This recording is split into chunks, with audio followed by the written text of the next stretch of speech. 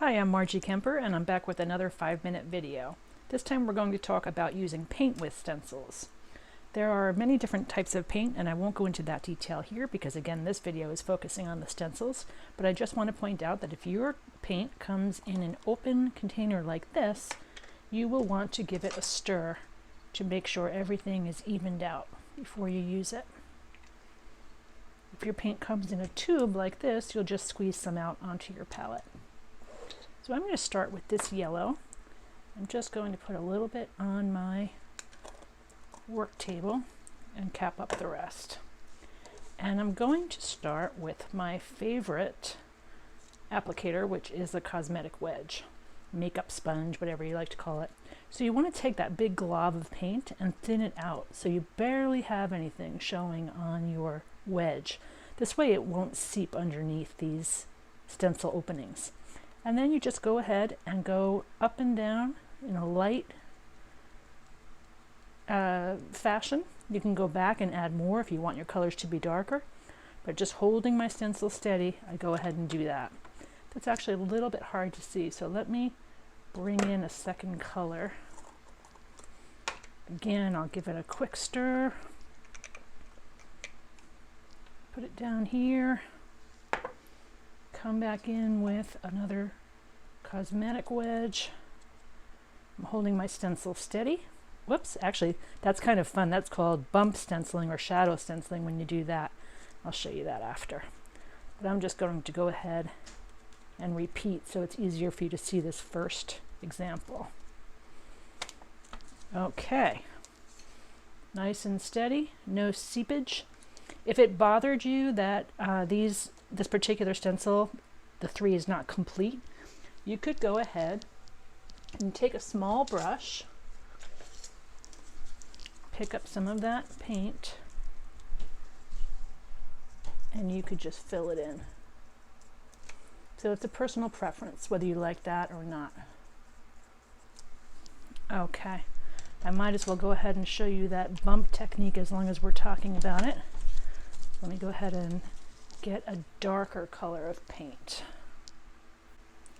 This is a nice dark one. This is called Raw Umber. Again, I'll put a little bit on my work table. Make it so you can see it. Now I'm going to replace that stencil. I want to make sure that it's dry before I do that. Okay, just a paper towel to wipe off that excess. Go ahead and replace this. Now I'm going to go slightly askew. See how you can see a little bit of the tag showing through?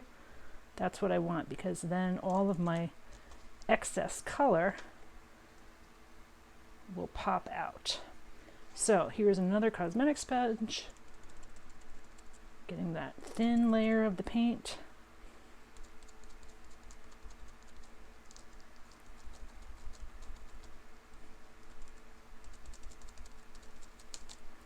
Let's see what we've got. Great. See the shadow effect? It's fun to experiment with this. You can have it be the reverse, where you have the dark color on the bottom and the light color on top, whatever you like. This is a fun way to apply paint through stencils. Something I like to do with stencils is to reverse them. So I'll go ahead and show you with that orange paint. This is the normal way of applying the color. Just pouncing up and down.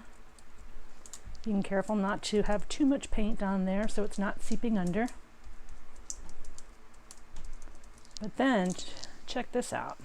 If I take this same stencil and I get a lot of paint all over it, so I'm touching very lightly so that it doesn't dry up on me.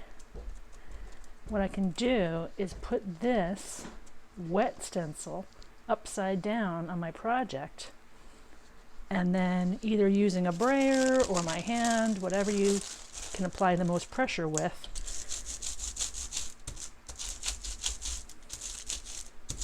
go ahead and rub all that paint off the stencil onto your project, and then you get the reverse. I love that.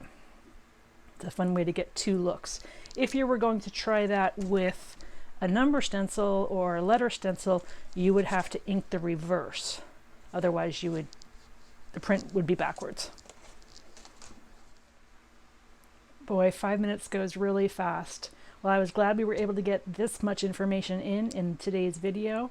I hope you will go ahead and like it and subscribe to the channel so you get a notification when the next one comes out. Have a terrific day.